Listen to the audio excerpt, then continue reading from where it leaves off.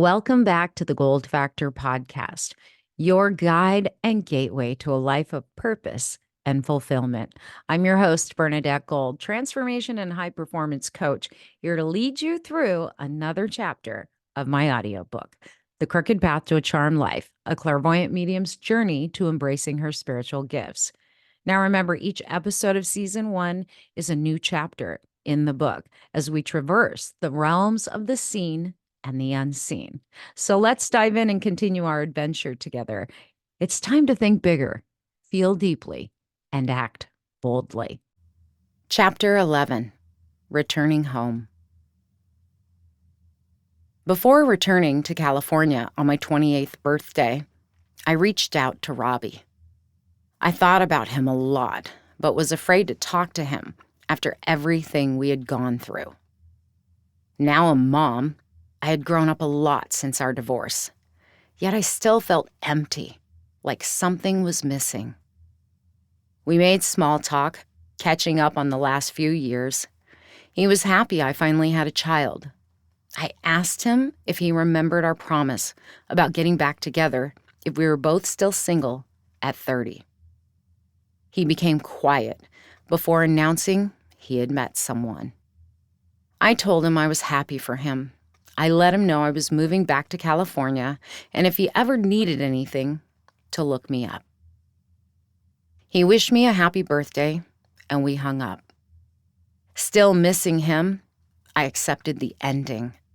I wrote in my journal, releasing the sadness as much as possible. It would be the last conversation we would have for over a decade. As I spoke at the beginning of the book, during our move back to California, the Oklahoma bombing happened. My uncle's stepson, Grant, and I met through that tragedy, becoming fast friends, confidants, and family. We partied a lot, met new friends, spent every weekend together, somehow putting the terrors behind me. Yet, I would soon find out I was suppressing my fears, anger, and sadness. Something besides the endless partying with Grant and my new friends started to happen at this time. My interest in metaphysics and spirituality began to grow. Books began to appear in my life that interested me and helped open my mind to new spiritual concepts. The Seth Material by Jane Roberts was one of the many books I began studying. In addition, quantum physics and expanded ideas of the nature of reality fascinated me. I started journaling again, and memories of the big vision returned. Dating was challenging since I measured everyone I met to the standards set by Robbie. Of course, I distrusted men so gravely, they never had a chance. I remembered how I felt about him, so others had to meet that ideal. No one could hold a candle to him. My heart still belonged to Robbie. He had moved on, and I had to as well. I ran through a few different relationships in San Diego, nothing lasting longer than 6 months. Determined to find love, I wanted to create a relationship that lasted over 6 months. I started dating Drake, an entrepreneur, training to be a commercial pilot. I loved him, yet it felt lonely, always being put last on his list. We lasted 6 months, and then some. While sitting in his office one day, I asked him where I fit in his life. His response was, "In between flights, baby."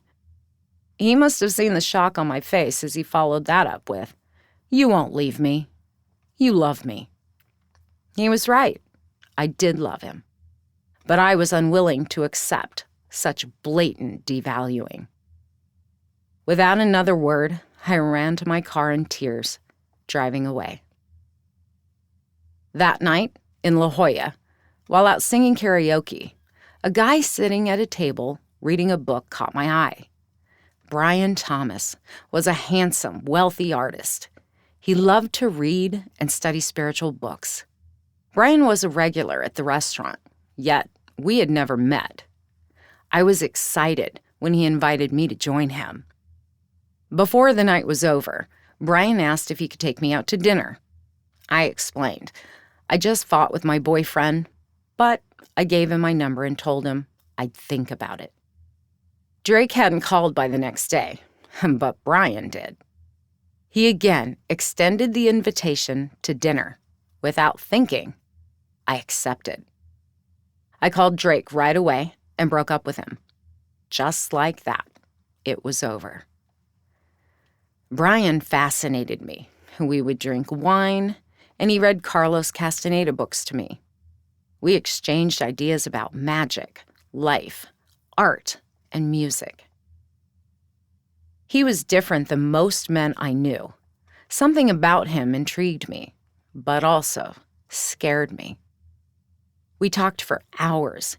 He was the first romantic partner since Robbie that seemed to care about how I saw the world, my gifts, and my feelings. It was intoxicating. I began seeing Brian casually. After several failed attempts at relationships, I liked the casual, laid-back nature of our relationship. We had amazing chemistry together, but it never felt real. Then one day, he sent me into his closet to fetch a tie. I looked around, finding a black duffel bag half open. I was shocked to see tens of thousands of dollars in cash. Later, he told me how he left Mexico City right after the crash of the peso.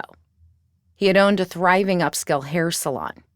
Overnight, he lost his business and all his money in the bank. When he returned to the United States, he didn't keep large sums of money in the bank because he didn't trust the financial system.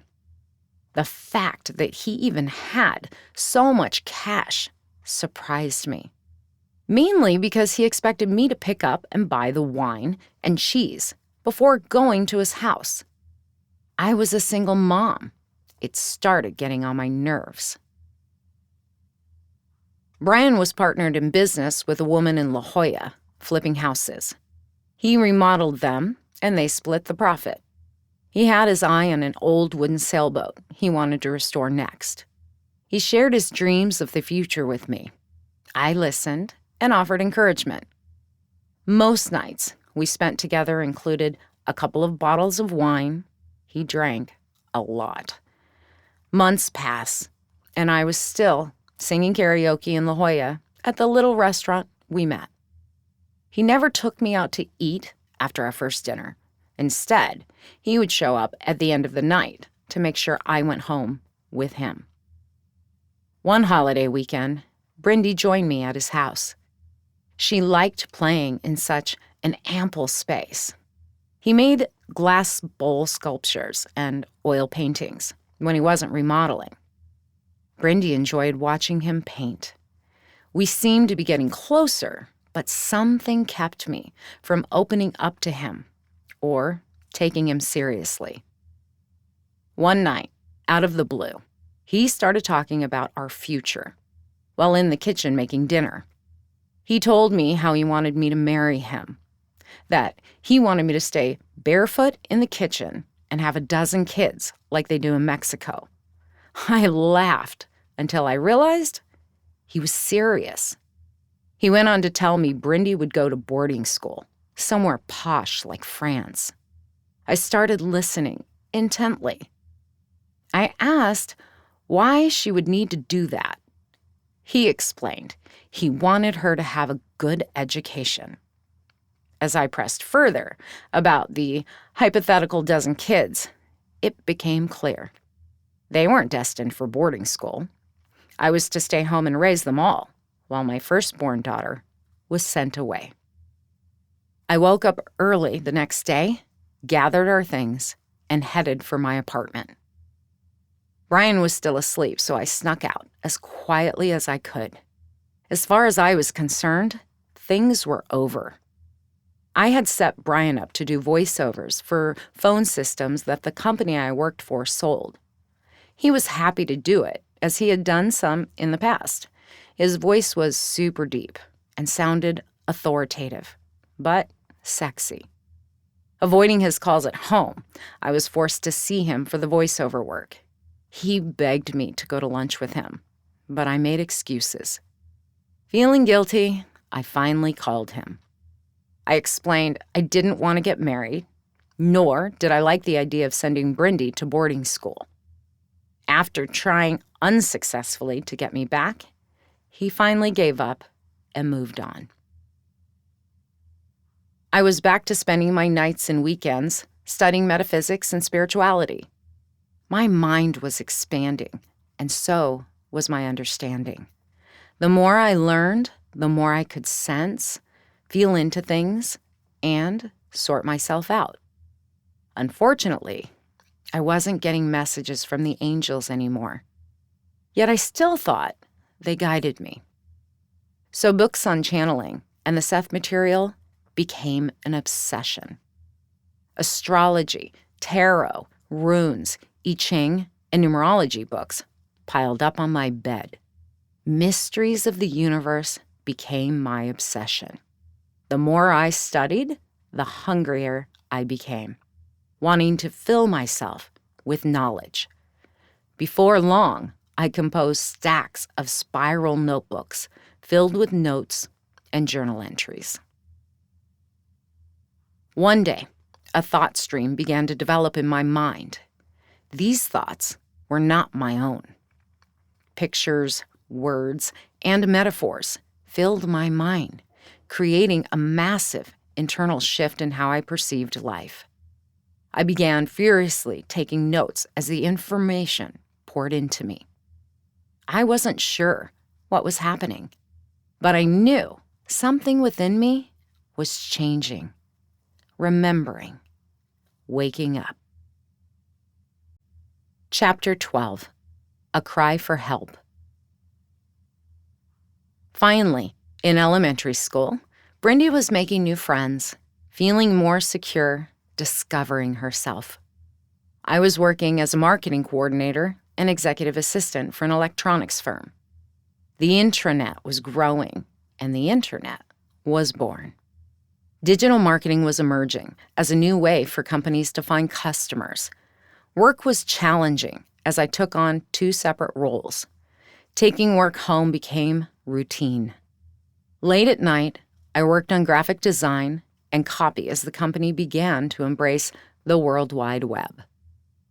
Spiritual studies took a back seat, as did personal growth and healing.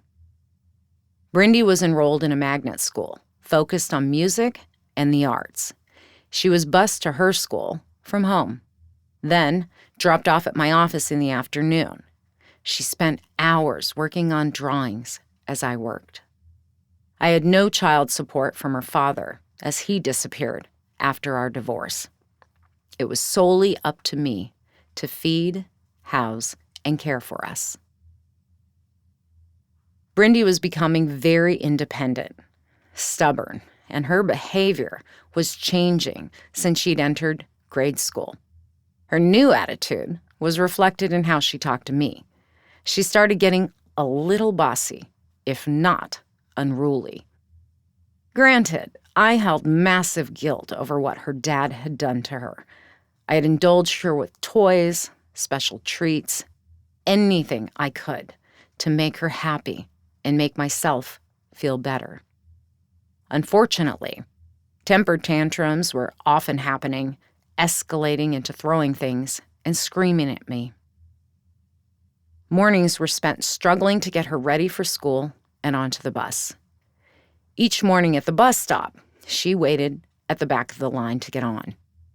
Then, just as her turn approached, she would turn and run down the street with me chasing her in heels. Finally, the bus driver and I devised a plan to avoid the dangers of her running near the road. I held her back until he was ready to close the door, then quickly put her inside, and he promptly shut the door. Once on, she found her seat and was a model bus rider. In fact, around others, she was an angel. However, at home, especially after a long week at school, She became demanding. We started arguing constantly. When things got too overwhelming, I'd lock myself in the bathroom to calm down. She was on the other side, putting something under the door, talking, screaming, and kicking it. She did anything she could to try and get me to come out and pay attention to her. Work was demanding, and sleep escaped me most nights. I didn't notice the depression and anxiety building within me. Disconnected, scattered, and burned out, I began to snap. I had very little help from my mom, who only lived 90 minutes away. If I took time to recharge, I had to pay a babysitter. Babysitters were often hard to come by. I did have a friend, Candy, a stay-at-home caregiver to a son with multiple sclerosis, who helped on occasion. Hometown Buffet was Brindy's favorite restaurant. After a week of fighting with her, I figured we could use a treat on a Friday night. Wearing stained, dirty clothes, I told her to change into a dress so we could go to dinner. Immediately, she snapped back at me, saying, "You're not the boss of me." That didn't hit me right. I completely lost it. I began screaming at her to change her clothes, or we would stay home. She rose to the challenge and roared back. I sent her straight to her room for a timeout. I was pacing in my tiny kitchen when I heard through our open windows, "Somebody save me! My mommy doesn't love me." What? What in the hell is she doing? I thought. I continued listening as she yelled through a fake cry, "Save me! Please save me!" I marched into her room, flung open the door, to see her standing with her face pushed against the screen. Her room was barren, as I had removed most of her toys earlier in the week as a punishment for arguing. I told her again to stop and get dressed so we could go. Exhausted, hungry, and angry, I turned to leave. Just as I was ready to close her bedroom door, she grabbed her small lamp and threw it at me. It hit the hallway wall, inches from my head. I marched into her room, closed the window, stripped her bed, and left. It became a war as I locked her in her room by tying a string from her door to the bathroom door to keep her in since the door had no lock. She continued to kick the door, yell, and do other crazy things. When emotions are out of control and reactions are entirely unconscious, you tend to lose track of reality. I was not in control of myself, and most definitely not in control of her. I can only imagine what our neighbors thought. Finally, my neighbor Candy called to check on us. She could hear us going at each other. I explained what was happening and expressed my frustration. She laughed, but told me if I needed anything, to call. Well past midnight, Brindy fell asleep, with me lying on the floor in the hall. I felt like crap. Neither one of us had eaten, and neither one of us had won the fight. Bright and early, Saturday morning, the yelling began, as if we hadn't stopped from the night before. I called my mom, asking if she would take Brindy for the weekend, telling her things had escalated between us. Not surprising. Her answer was no, because she had plans to go shopping at the mall. She didn't want to have to take her granddaughter with her. I hung up the phone, pissed but not surprised. The battle intensified. "I'm not changing. If you don't take me to eat now, I'm calling CPS," Brindy yelled. "CPS? Where did you hear that?" I retorted. "The school told us that if someone is hurting you, to call CPS. I'm calling CPS and telling them you are a bad mommy." "Huh. Oh, no you don't. I'm calling CPS on you," I responded. I was reaching a dangerous point in my frustration. I talked to Candy on the phone, telling her I understood how some people beat their kids or hurt them. She must have heard the desperation in my voice. She told me Brindy's behavior was not normal, and I needed help. With compassion, she gave me the number to the crisis line and instructed me to hang up and make a call quickly. Without a clue as to what I would say to the nice woman who picked up the phone, I broke into loud sobs. She asked my name and had me take some deep breaths. In the background, Brindy was yelling. I calmed myself enough to retell the events of the night before. I asked her if it was normal behavior. She said, "No, honey. Something is going on here, and you need help." I told her I didn't have insurance, couldn't afford counseling, and the school wasn't helping. I wanted help for her and myself. Her behavior in school was changing. She was getting in trouble for disrupting class. The crisis line woman listened intently before saying, "You two need to be separated for a while." Separated? What do you mean? She explained she had a child with mental illness and behavior problems. She went on to explain that she and her son were briefly separated to get help.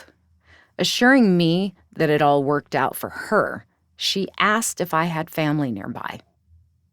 I explained the situation and Brindy's molestation, how we moved to start over. She seemed to understand what was happening. She instructed me to call 911 and ask for a police officer to come get Brindy. Following her advice, I called and told them I was suicidal and had a 5-year-old child. When the police arrived, they were friendly, but scary. They called the crisis line and spoke to the woman, then handed me the phone. She confirmed that Brindy would go with Child Protective Services and we would get help. The officers told me I had to go with them to County Mental Health.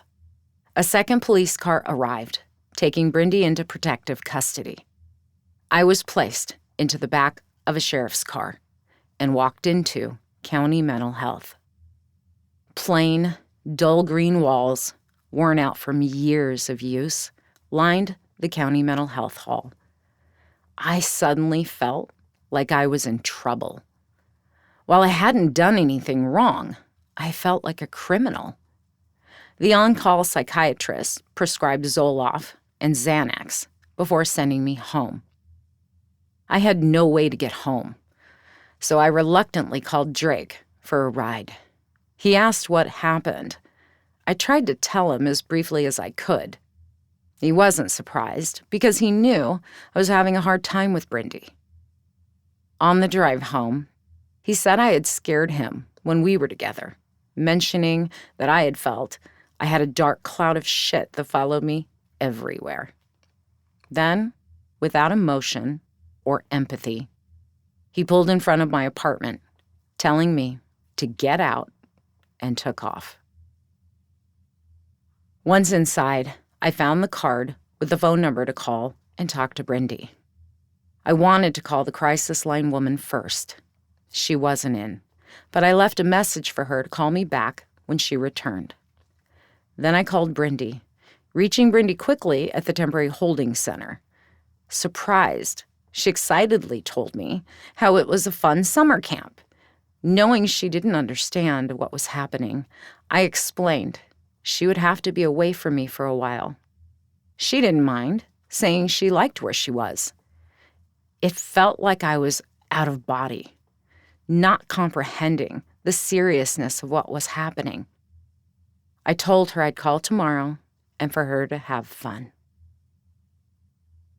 Hanging up the phone, I broke into a million pieces. Sobbing uncontrollably, I felt like a complete failure. How had this happened? Was I so damaged and broken I couldn't raise a child? Alone in an all too quiet apartment, I fell into an exhausted sleep. Startled, I was jolted awake by the sound of the phone ringing on Sunday. Answering it, the voice of the crisis counselor said, "Hi, Bernadette. I'm the crisis counselor you spoke to yesterday." Glad to hear from her, she gave me several numbers to call to begin the process of getting help. I called in sick that Monday, telling my boss there were things I had to take care of. Social services called to schedule a visit from my assigned caseworker for that same day. She was friendly and helpful in explaining how my case was unique. She said the agency wished more parents used the services like I did, instead of beating their kids. Together, we completed paperwork for Brindy to receive medical assistance. We also made written plans for reunification, made psychology appointments and screening for both of us. She informed me that they located and secured a temporary foster home for Brindy, not far from home. The worker estimated a year apart so we could both heal.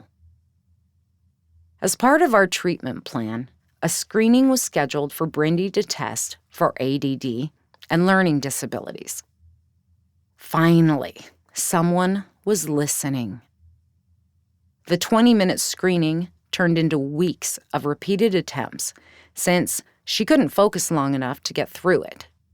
After waiting a month, the psychologist diagnosed ADHD, Attention Deficit Hyperactivity Disorder, with impulsivity disorder. We were referred to an ADHD specialist. Brindy and I met with her separately with the goal of joint counseling when she was back in my care. Dr. K recommended I study books specifically about the brain, ADHD, and sexual trauma. Studying the early work of Dr. Daniel Amen, I began to understand the cause of Brindy's behavior and how it developed. Forced to hold attention and behave all day, she had no choice but to be unregulated when she arrived home. The psychiatrist prescribed 4 different medications: Adderall for attention, Zoloft for depression, Risperdal for impulsivity, and another to keep her blood pressure from spiking, which is a side effect of Risperdal. Her school performance and her behavior began improving. Once a week, I picked up Brindy from her foster home to take her to appointments with Dr. K. Usually, the effects of the medicine had worn off, which made it challenging to hold Brindy's attention. Dr. K, a mother of 2 ADHD kids, was patient and persistent. I learned a great deal from Dr. K's sessions. She taught simple things like, don't sweat the small stuff. Everything is small stuff. She made me feel like I wasn't so terrible a person or mother. In the olden days, entire villages raised the children, not just one parent. Solo parenting wasn't helping, nor was the expectation that a child sits still, focusing for 6 to 8 hours a day.